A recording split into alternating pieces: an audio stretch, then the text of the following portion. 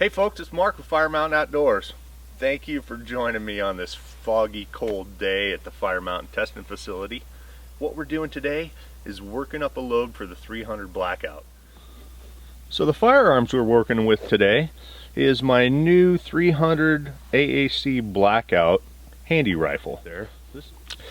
We're going to be function testing the ammo in this 300 Blackout AR pistol. It's got an EOTech optic on it, courtesy of Velocities.com. And we're also going to be running this 300 Blackout rifle. It is got a 16-inch barrel. It's also equipped with Trijicon ACOG that we're testing for Velocities.com. And the ammo that we're running is a 245 grain cast lead bullet from Missouri Bullet Company. I've formed and shortened my own brass from 5.56 brass. As you can see, this is a standard 5.56 55 grain bullet. The 300 Blackout is made by trimming this and reforming it. This is 245 grains of lead in contrast to the 55 grains that we have here. I'm shooting for a target velocity of 1,050 feet per second. These are seated to an overall length of 2.12 inches, which is really conveniently also matches with the front driving band of the lead bullet from Missouri Bullet Company. I'm running 1680 powder. I started out at 11 grains, actually at 10.5. Normally when you're running subsonic, you start fast and work slow until you break subsonic. That didn't work for me because I didn't have any data to start with. So we started out really slow, slower than target. I've noted that. We were actually in the 700 and 800 feet per second range. So I've worked up from there, and we're going to be shooting that through a crony right there. Hopefully not shooting the crony. And then we've got a target for accuracy. So the main goals of what we're doing today is we want to establish what powder charge gets us the 1,050 feet per second out of the longer rifles. And it'll obviously be shorter and slower out of the pistol, but we want to make sure that we have full functionality in all of the weapons. And we're also going to be testing bullet stabilization to make sure that when I get my suppressor, we're not going to have any baffle strikes. So let's get shooting. Well, since I've been waiting for nearly a year for my suppressor, I still got to wear these orange things when I'm shooting this. I'm really looking forward to not having to wear these when I'm shooting. And we have 3 cartridges loaded up with 11.5 grains of 1680 powder. We're going to run them through the chronograph, see what we get. 1,053 feet per second. Start a new column. 11.5 is 1053. See what this one goes through at. 1051.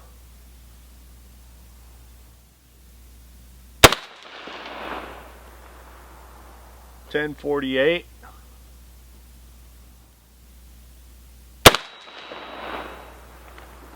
Nice. Bolt hold open. 1063. I'm really liking the 11.5 grains. I think that's going to work. Let's switch weapons. I'm just going to run 2 through the pistol. Verify velocity. Pistol, that one was 948. Pistol.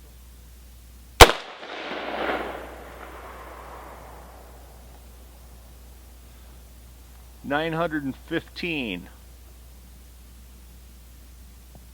So we are, oh, bolt hold open. Nice. As you can see, we're considerably slower through the pistol. And let's do the last two through the Handi-Rifle. Obviously we don't have to worry that much about the action cycling. Just looking to make sure it fits in the chamber good. Last thing I want to do is shoot my chronograph.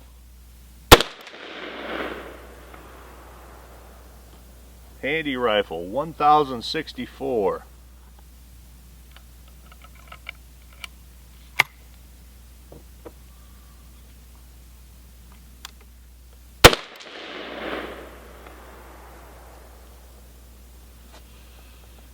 $1,029.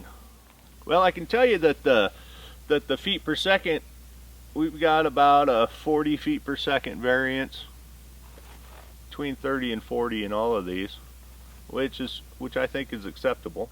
So we're going to bump up to 12 grains. So we went 1170 there. That one broke the sound barrier.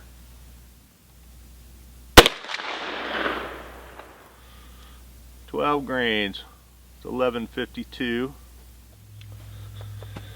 So 12 grains was supersonic in the Handi-Rifle and the AR rifle, but I bet we're still going to be subsonic in the pistol.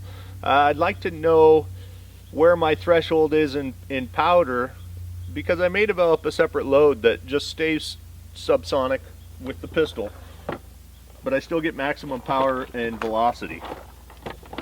That's the beauty of hand loading, is you can do exactly that.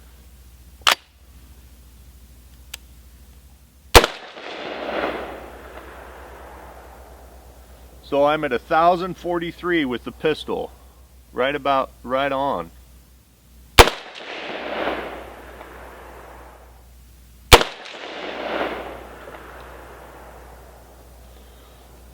And the bolt held back.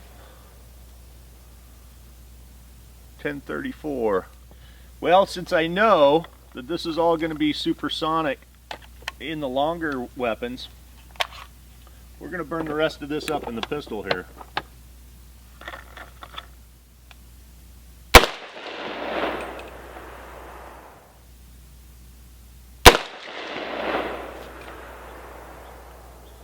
Bolt held open.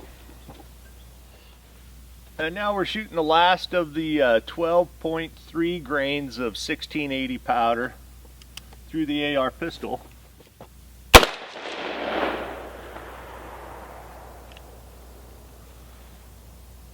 And that was 1013.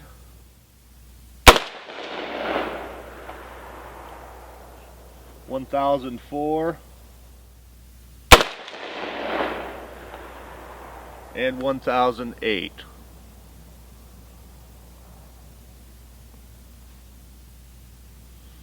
Which is really nice deviation out of that 3-shot group. We got 1008, 1013, 1004. 9 feet per second. That's nice. The grouping was pretty satisfactory also.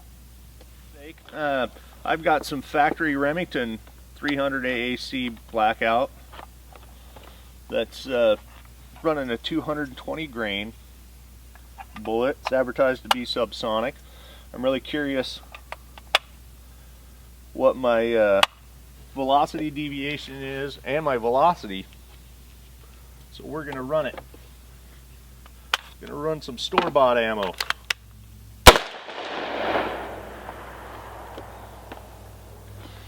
Store-bought is 879.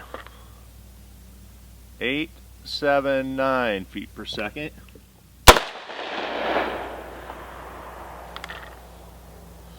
$807. I've got a, wow, got a 70 feet per second deviation with the factory ammo.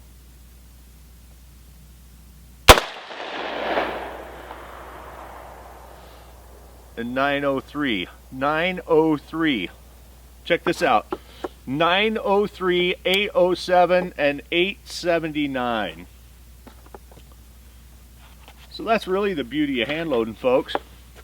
We can dial in a load to our weapon and my deviations were using lead bullets were way less than the factory store-bought ammo. So the last thing we're going to do is I'm going to shoot for some stability testing, and then I'll show you what I did. Oh, check that out. Didn't hold open on the last round with the factory ammo either. You got to like rolling your own if you got the time. Well, so the last thing I did was I constructed a bullet stabilizing test box. Basically, I just took a box and I taped in a bunch of different partitions in here, and then I shot through this to verify that I didn't have any keyholes, that the bullet was stabilized, that it went straight through, and all of the loads that I tested were stable. The reason that we do this is I'm going to put a can that I spent $1,000 something odd on, and I also had to wait a year for. I don't want to damage it with baffle strikes. So if you're going to do subsonic work running a can, you've got to test your loads, make sure that they're stable.